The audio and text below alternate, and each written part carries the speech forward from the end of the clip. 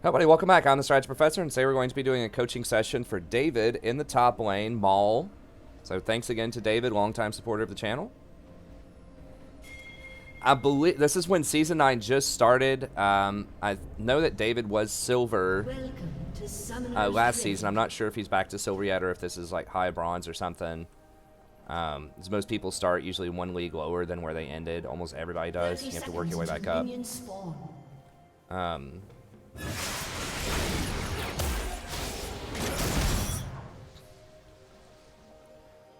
Really weird invade. Okay, David asked, is there an ADC I think should get reworked? Well, I have to think about that because a lot of them are really weak right now, but I think that's mostly because of itemization. I mean, Freak did a video where he talked about 80 carries. More of them should rely more on abilities in addition to auto attacks. I still think that, like, having champions like Vayne that rely heavily on positioning and auto attacks rather than just abilities are cool. Oh, wow. Wow. For real?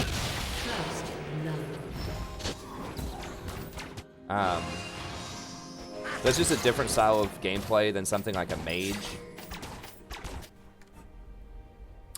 So someone who has like the potential to be really cool that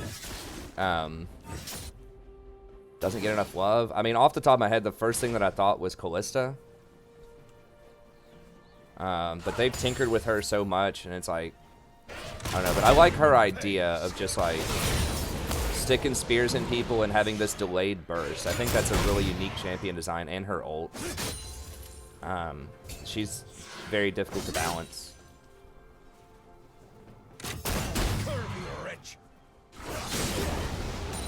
I think Miss Fortunes actually has a really clear-cut like identity that's different from other 80 carries.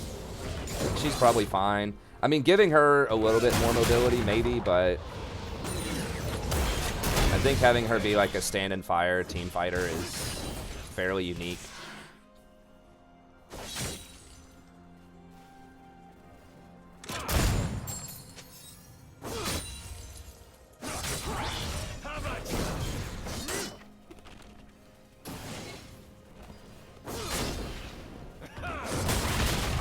Cogmaw is kind of generic. Maybe they could rework Cogmaw. I'm not sure.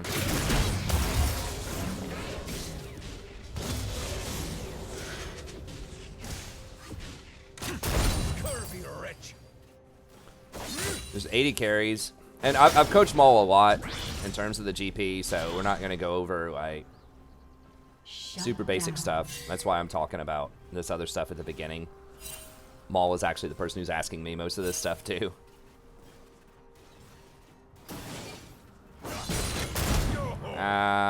Cog and Ashe are pretty bad. I don't know. I don't think a lot of 80 carries need on full-on rework, but just like tweaking one ability or two, just giving them little buffs and things like that is probably a better way to go.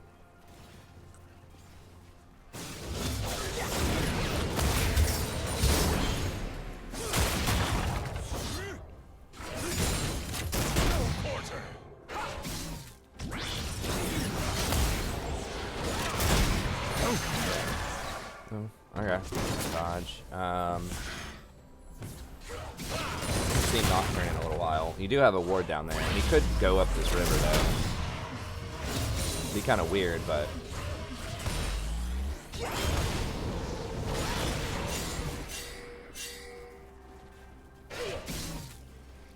he's probably just gonna power farm.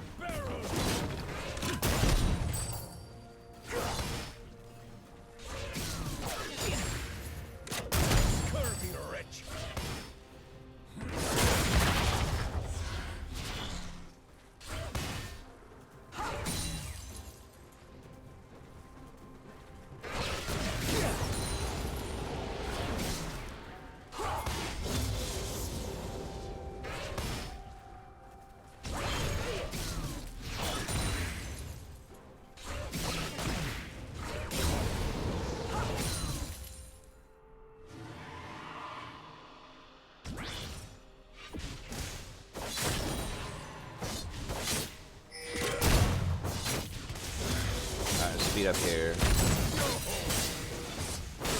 Probably push this back. You gotta. I'm not sure. Yeah, I think you have to back. I'm not sure if you're waiting on a certain item. Probably waiting for like Sheen or something, but.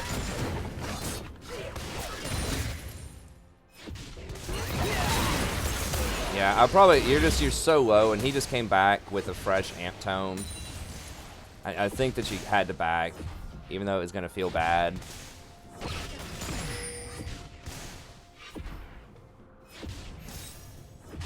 I know, it's so tempting to, like, wait for that Sheen. I don't know, maybe if you flashed out of that ult, if you flashed his ult, maybe you could have stayed.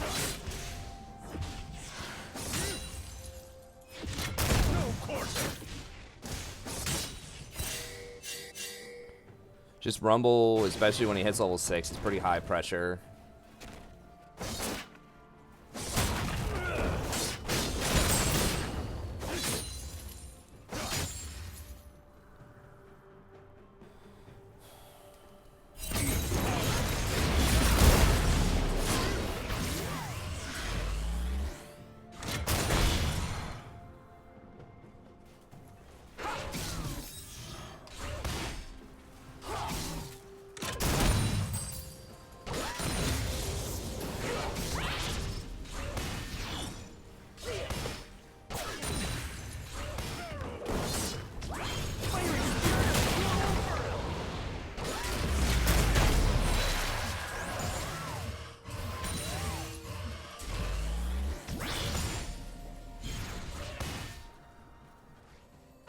Okay, gotcha. David says he wasn't sure about the damage. Did a lot of damage.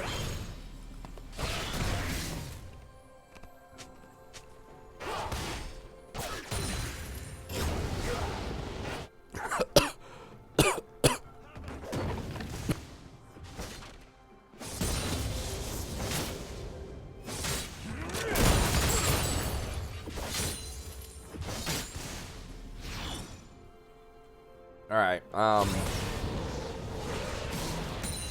Nocturne's got 3 kills. I don't think you would know what level he is. Might be safe. But you really can't go aggressive on Rumble yet. It's just going to be a farm off, probably.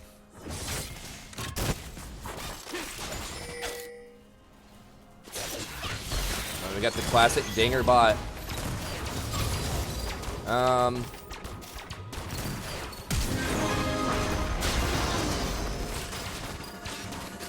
It's possible you could have dropped your ult to save him, but honestly, it's probably not worth it. You could have, like, maybe if you drop the ult right here to save him, like, to slow them down, and then, like, take the farm also. Maybe that's worth it. Because you're grabbing some farm and experience, but you're also saving them. Maybe that would be a situation where you could ult that. But it is a long cooldown ult. There's no way you were going to get a kill out of it. It would just potentially save Heimer. And usually you don't want to use it to save people like that, but the fact that you could have potentially farmed a wave while you saved him might have been worth.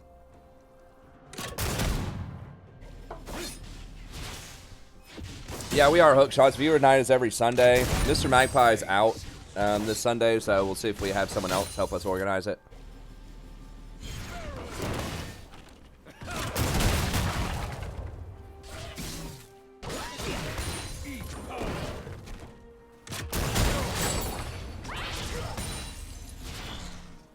What does he have? Okay. So in this matchup, once he gets dual pin, he's very, very strong. So you got to watch out for that. If he gets Oblivion Orb, he gets a lot stronger than when he gets Sork Boots. That's probably his strongest point in the game, or close to it. Before you get your Trinity and when he gets his double pin. Because he can get double pin plus Trinity for like 2,700, or like he can get Oblivion Orb plus. I don't even remember what I just said. Sork Boots plus Oblivion Orb for 2,700, and of course I think Trinity's like 3,700, so he should be able to get that before you complete your Trinity. So just something to be aware of, that power spike differential there.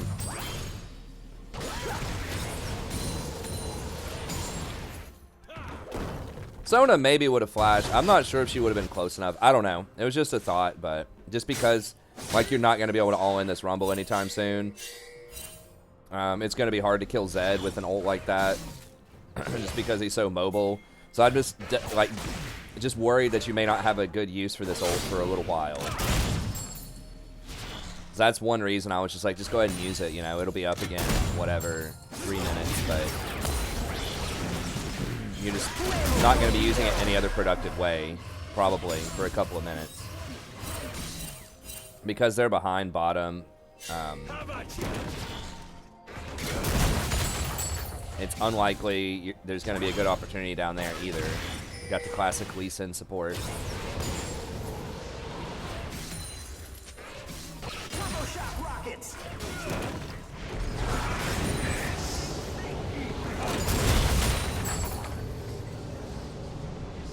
Where? Oh, he's trying to go bottom. Okay. Right there, right there, right there. Oh, I think you could have had her. There's a moment there where her W was down and she was at like no HP.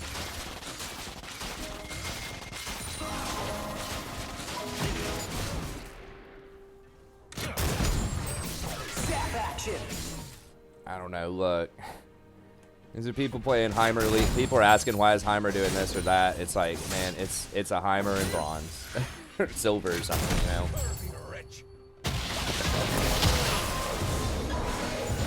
Probably, like, there you go. There's a good one. Nice. I know it's hard, you know, it's easy for me to sit here and be like, oh, do, you know, ult this little corner of the map, ult that corner of the map.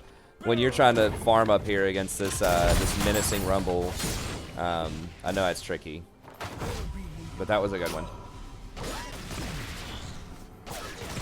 Or I've never seen a Lee Sin support. Or, like, not in many years. Probably depends on your elo bracket. I assume there's probably a lot more Lee Sin support in, like, silver, bronze, iron.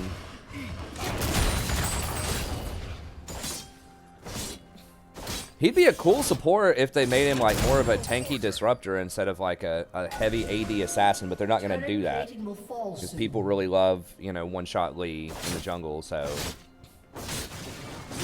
But I mean, yeah, if you could jump to people and kick them away and like line that up, you know. And then his E used to give like an attack speed slow. And if they just gave him like higher base damage or higher base stats and like nerfed his AD ratios, I'd be down with that, but I don't think they're gonna do it.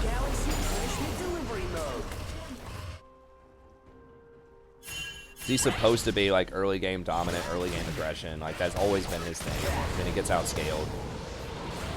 So yeah, it's just not very well suited for support. Like his kit could be, but his numbers and his ratios and things like that.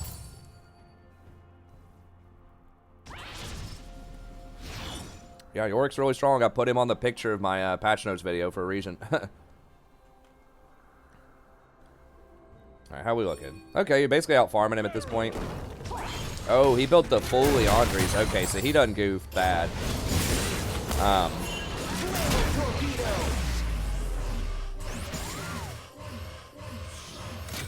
So yeah, you could definitely trade him. He should have gone double pin.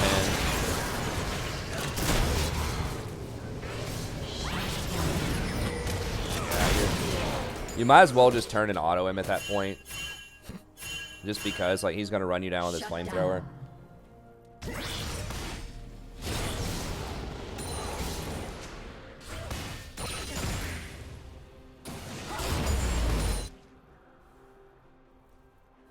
Well, I thought you'd have a better time there. Yeah, I mean, completing Leandries is good when he gets Rylai's. That's going to be very strong, but that delays his power spike a lot. If he just went for the dual pin boots, he would have probably killed you much faster. Because his base damages are, like, through the roof. His level 1, like, Q is, like, over 300 damage or something if he holds the whole thing on you, his flamethrower.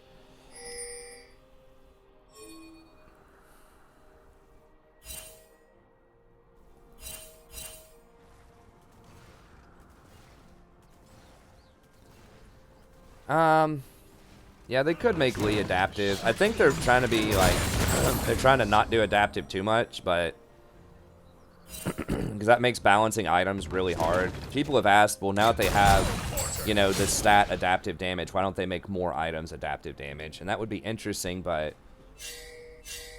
I don't know.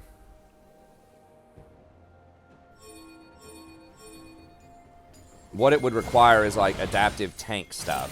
Like, they kind of do that where stuff scales with AD and HP, or like HP and armor or whatever, but you'd have to make it to where it's like either or. I think that's only something that's in runes right now, if I'm not mistaken. I don't think champions have that.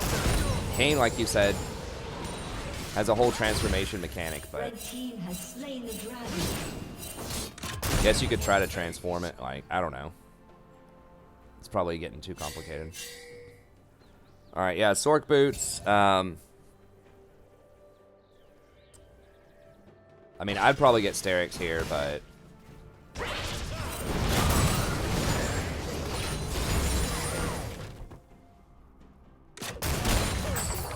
it looks like you're probably gonna go Ghostblade.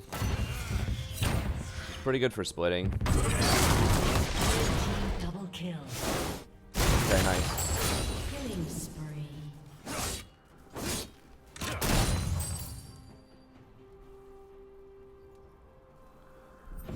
Yeah, his R was down when Rumble fought him, though. He's using the R globally, which I think is probably correct.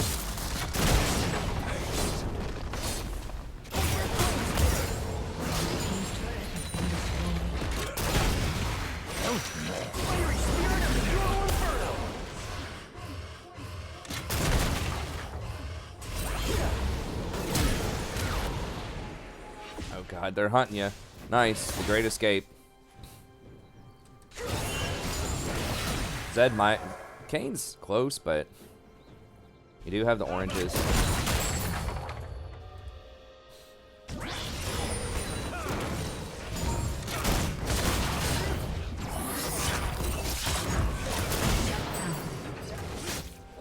Bronze 2 to get placed is not that bad. I mean, honestly, you got to remember that like current bronze is not old bronze.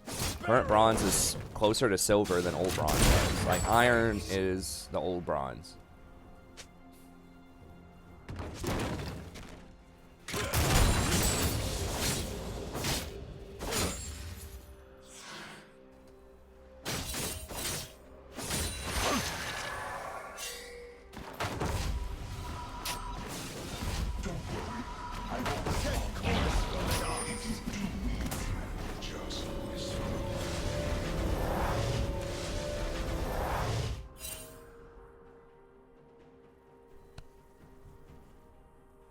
Hey, what's up, Jared? Hey, what are you working? Ghostblade? Okay. I mean, that is good for split pushing. He doesn't have any armor, so Blue team's turret has been destroyed. he might get like his Zhonya's or something. It's like his third item, but right now he did get his Sork boot, so he did get a lot stronger. Sork boots, honestly, are just like so ridiculous. Like, to have that much power on a tier 2 boot, like way, way better than like Berserker most of the time.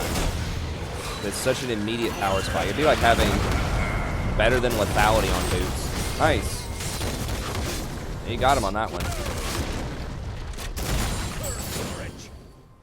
Yeah, that Trinity plus Ghostblade is looking nice.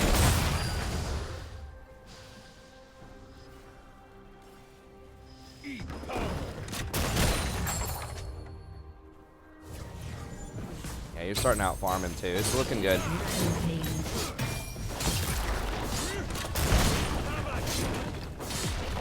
I mean, it's normal to start like a full league or so down below where you were before. If you're anything higher than that, you're probably doing pretty well.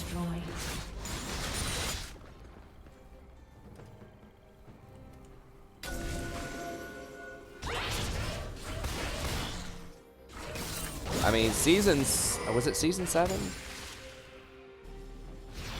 I'm in season 6 I got to Diamond. I can't remember before the end of the season. I think I started down in like gold 1 or something.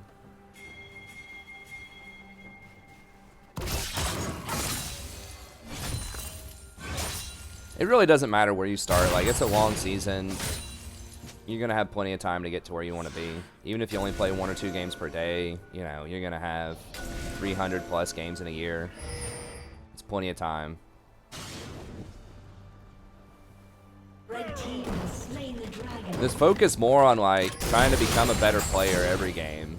I know that's, like, sounds cheesy and whatever, but honestly, like, it's just incremental. If you just become just a little bit better than everyone else around you, you know? If you just gain, like 2% or something, just play 2% better, win 2% more games, you know, then it's a significant amount of climbing over the course of, like, 300 games.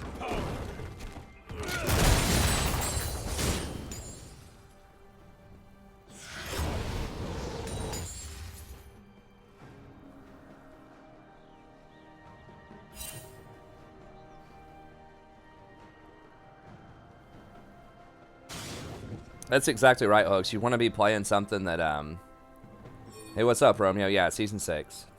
You want to be playing something, that's why I always talk about consistency. It's like, well, this champion can be really good in certain situations, but there are other situations where they're bad. So that's why, like, you can find a champion where you perform really well most of the time. And that's good.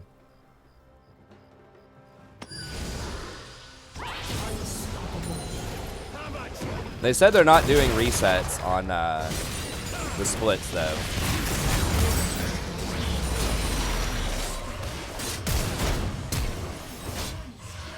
Got him, coach.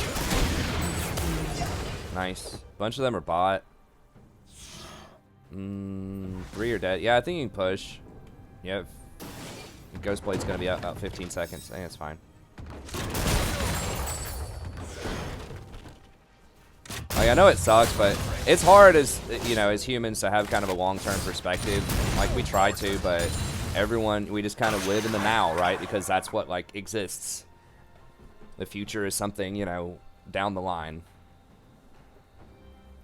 But, like, just focusing on the process of becoming better, and that ultimately you'll become better. Just because you play a lot of games doesn't mean you're going to improve, you know? Necessarily.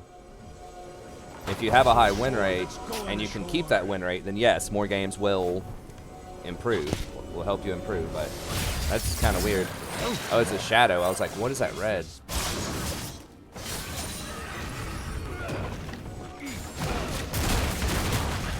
Red team's turret has been destroyed.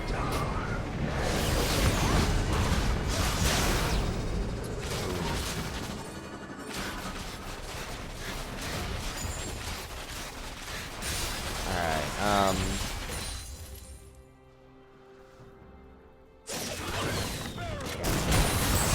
I'm glad I moved back down to the south. Cold day down here is like maybe 30, 20. Maybe 20 if it's getting crazy.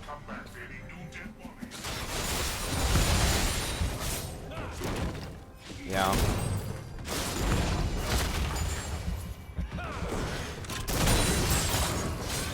This is gonna be hard because Dinger's like really far behind, doesn't scale, Lee doesn't contribute anything.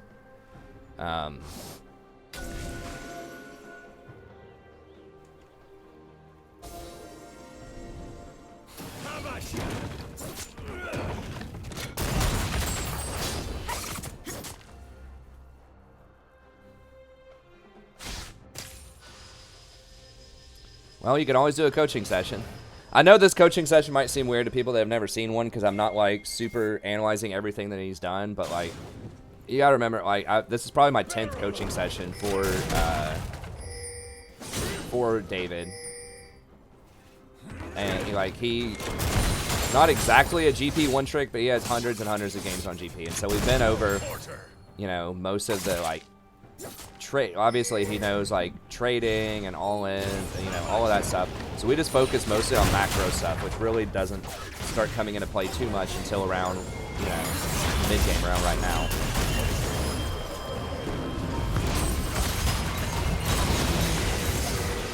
Yeah, most of the time, you know, I'm much more in depth with people about their runes, their items, all that.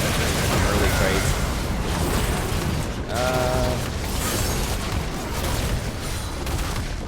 Let me see this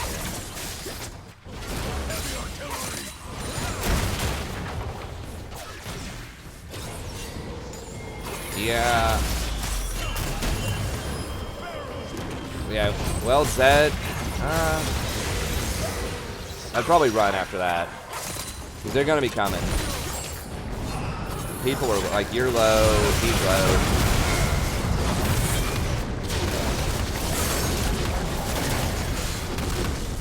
Yeah, I don't mind getting the rumble there, but I think you got to leave after that.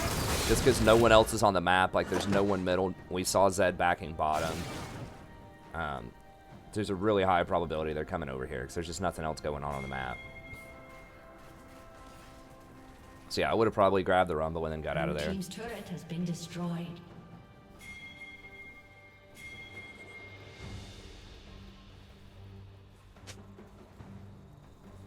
Who's the best ban? I don't think you need to ban anybody if you pick Zyra. I mean, there are some, like, if you don't like the Brand matchup, I guess you could ban Brand, but most of the things that are really good against her are very obscure. And nothing just outright crushes her, but things like Xerath, Lux, Vel'Koz, like, these longer range mages can give her problems, but they're so rare. A lot of times it's just jungle pressure that gives you the most problem. Hey, it's fine, is it? I mean, hey, we help people of all levels.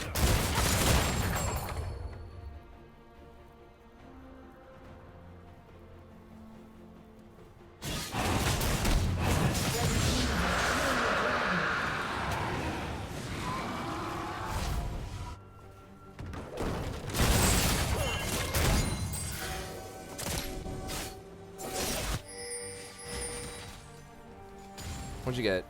Yeah. Okay. Sterix. Then I assume you're going, the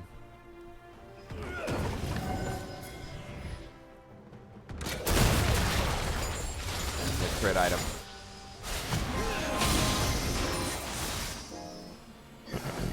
Storm Razor.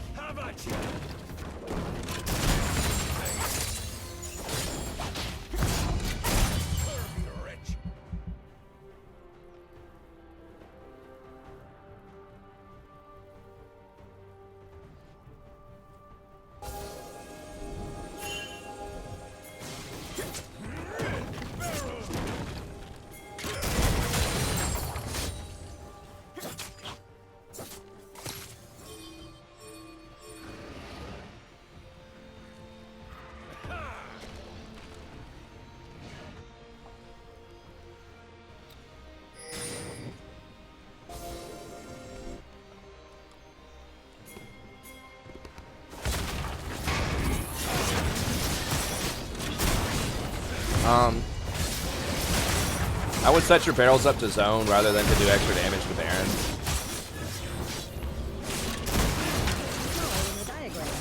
You might set one like right here or something. Or like near the wall. You guys got it, but it does do some more damage to Baron, of course, but I think that using them as a zoning resource is going to be better for you.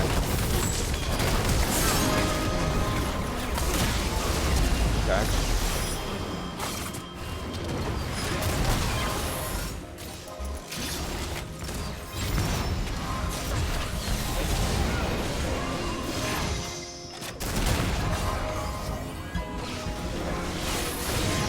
Just let him go, let him go. It's fine. Y'all got Baron. Still get caught. Oh, the moonwalking. I like it.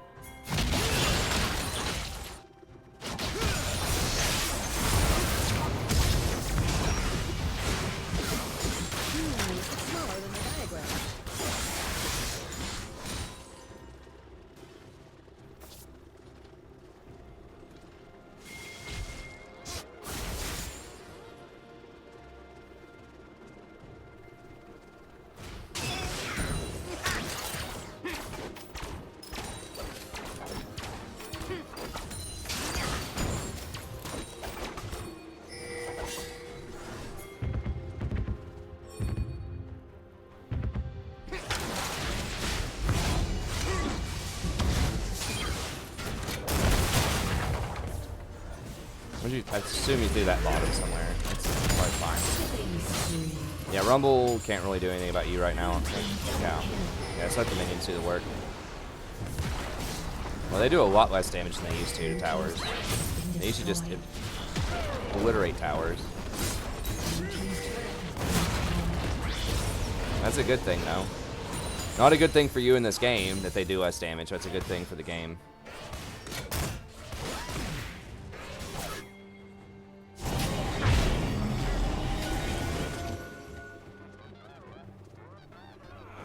Sure, I can fighting if you want.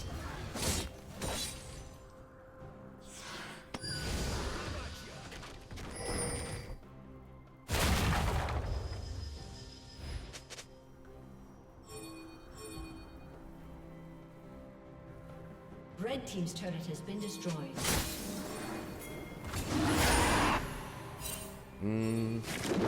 Might wait on backup. We don't know where everyone else is, you know.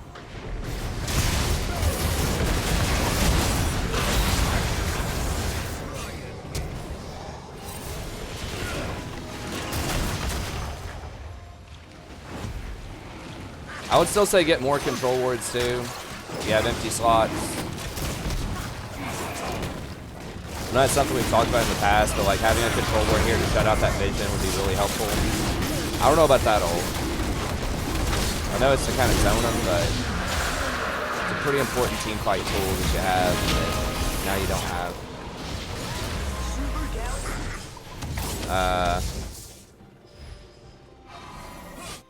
Yeah, I don't know about that zoning ult there.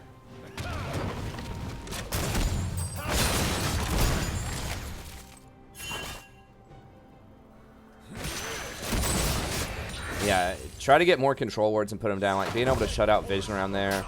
Or just like if you're trying to come over here, just having more vision in general. Not even just shutting out vision, but just getting vision so you can split push more confidently. So you can like bait people in bushes. Like there's just so many options that you get by getting control wards. So obviously if you're 6 items, you know, make sure you have your 6 items. But throughout the rest of the game, I think that control wards are really, really important.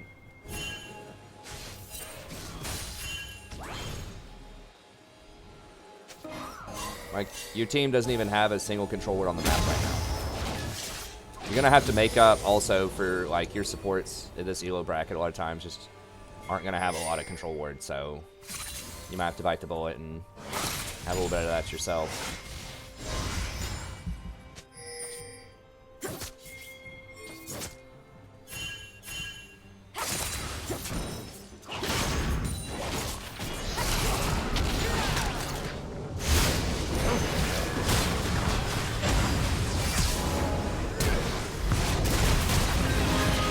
Oh, nice.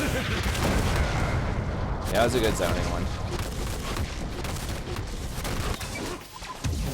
It feels like they have 10 people on their team.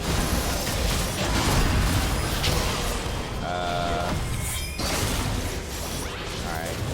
Kane's got it. Kane's big. Rumble's chasing the support. Kane is actually pretty huge.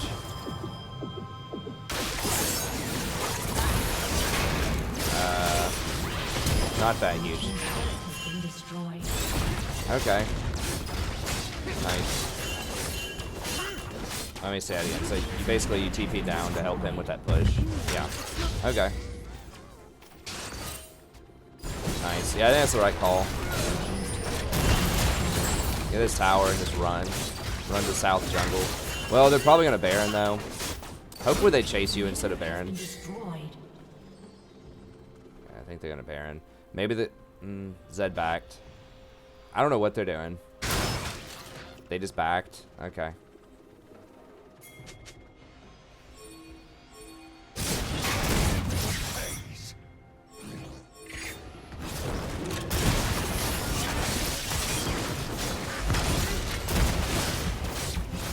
Well, let's not talk about e-girls, please. Many circles, I think that can be a kind of a derogatory term.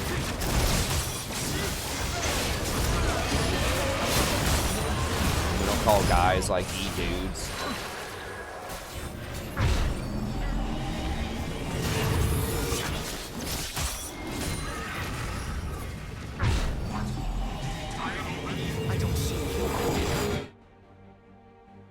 Well, yeah, Kelly, it's because this is like the 15th video I've coached David on, so I'm not coaching him about specific intricacies of, you know, GP's kit, things like that. I'm just talking about his macro and like some of the, you know, key decisions that are largely determining the outcome of the game.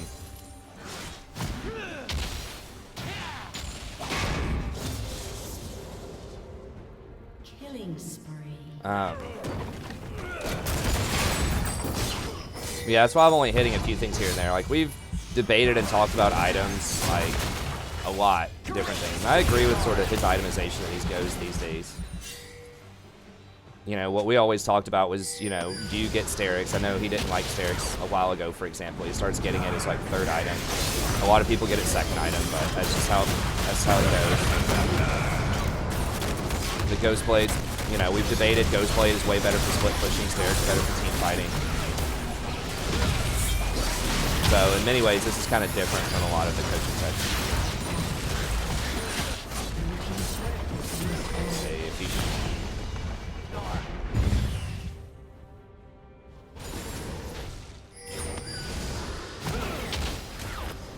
Okay, you guys don't have Heimer, so it's a bad fight in general. I'd probably just leave, honestly.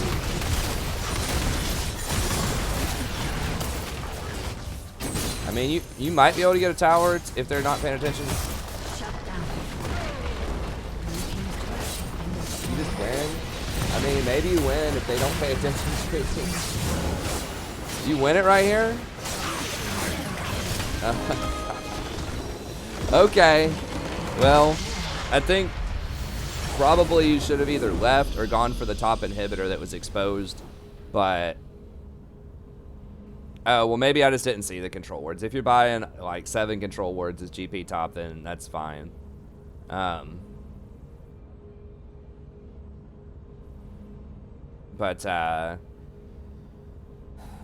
it's so unlikely they're not going to turn around and get you right there. I mean, they just didn't. They just chased, but that was the really risky version, but it worked. I mean, because if they clean you guys up there, I don't know. I guess there wasn't a lot they were going to do to counter because the Baron's already off the map. Dragon was about to spawn. It would have been Elder, but you guys have all the 5 other dragons, so... I guess that kind of... I mean, you know, obviously it worked out. I'm just thinking, like, if they turn around and kill you, like, what's the risk here? They're probably not going to get that much, to be honest. The risk is, like, the collateral cost of you could have had top inhibitor, probably. But yeah, I mean, if they're just going to let you chew through all the towers, I guess it's a worthwhile risk. You know, you don't want to be just results-oriented and think, okay, well, they just let me do this, so I should do that every time. I'm not sure that that's true, but, like, even if they kill you, they're not going to get that much back, because every lane's pushed. There's no Baron. So, that's probably okay. Yeah, no, I mean, it worked. It was the right call there. You had a good read on them that they were tunneling really hard. So, it worked out. It was a really wacky end to that. So, what's a work on here? So, I think just kind of the early game, a lot of it just came down to just not knowing Rumble's damage thresholds, which is to be expected because you said you hadn't ever played against him before. You know, I think greeting out for that Sheen early, like, maybe, but you'd have to be ready to, like, immediately flash his ult, but, you know, like you said, you weren't going to be aware of the damage. I think maybe, I don't know. I probably would have just backed at that point and just TP'd back in. I know it sucks not to have Sheen, but you could at least just get, like, the Sapphire part and something else. I don't know what else, but Sheen just, like, it sucks when you don't complete the Sheen. When you just come back with that Sapphire Crystal and you need 700 for Sheen. So I don't know. That's kind of it's kind of a coin toss there. It's super risky, though, when he comes back with an Amp Tome and he's level 6 and you're at, like, 200 health or something. You know, under tower, even though you're only, like, 100 gold away from Sheen. I don't know. That's a judgment call. Is risky. It ended up biting you a little bit. And you kind of had to play really defensive, you know, for 10 or 15 minutes there. But then you ended up coming back, which is good. He goofed up by not going double spell pin items. He rushed Leandri's, which really, like, he could have had a much faster power spike there and punished you a lot harder, but he chose to go for kind of the slower, you know, more scaling build and just kind of let you farm basically a lot of that time. So that's one thing early. I like that you got the Merc Treads early on.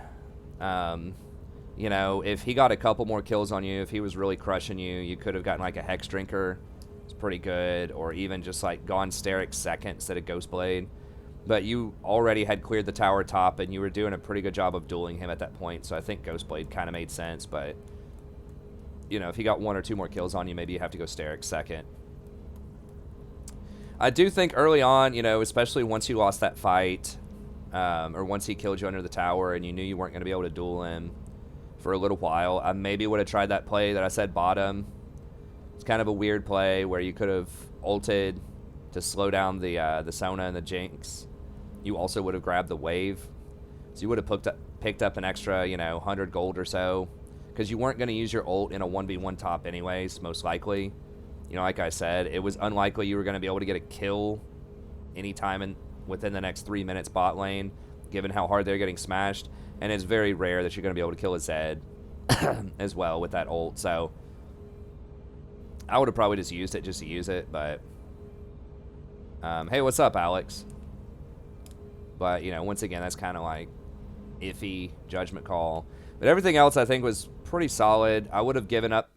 Like, once you killed the Rumble here and you saw no one was there, I think you have to leave. I think staying to try to push that when you could have 4 people collapsing on you, even though you had 1 or 2 people with you, I think you had 3 people there, was still really risky because everyone was very low and you're against a Nocturne who can ult on top of you. And then when you were doing Baron, I think keeping the barrels on the outside or just like saving a couple in reserve for when they come is probably better. You do some extra damage for sure, you know, if you barrel the Baron, but I just don't think it's enough to really matter. I'd rather have like the team fight presence of sneaking a barrel in that bush or having a barrel like, you know, next to the wall over here, you know, like dropping a barrel right here. And then that way, you know, if they start coming up here, then you can barrel them, you know, chain a barrel right here. So I would have just had some barrels just sitting around ready to go. But, yeah, I think that's overall pretty good game. Obviously, you had a lot of nice plays, some great escapes. Good judgment call there at the end. You know, usually your macro is on point. It was a good move to teleport down and grab that mid inhibitor the first time you did it too. So I thought a lot of that was on point. Just some of these things were just like more nuanced kind of judgment call type of things. But otherwise, I think it was pretty solid. So anyways, that's going to be it. Thank you very much for watching. Anyone else that would like a coaching session out there, you can just email me at thestrategyprofessor@gmail.com. We can set that up. Once again, this is kind of like a special session because I've coached David in so many games. Yeah,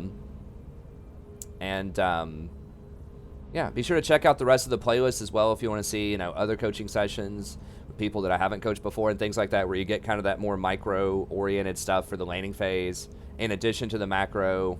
I'll have an entire playlist. I think this is going to be the 151st coaching session, something like that. So lots of content there. Be sure to check out the stream. I stream most nights starting around 9:30 p.m. Eastern Standard Time. We have lots of tier lists, topical guides, all sorts of content on the channel. So be sure to come by, check it out. If you enjoyed the content, be sure to like and subscribe, and I'll see you next time.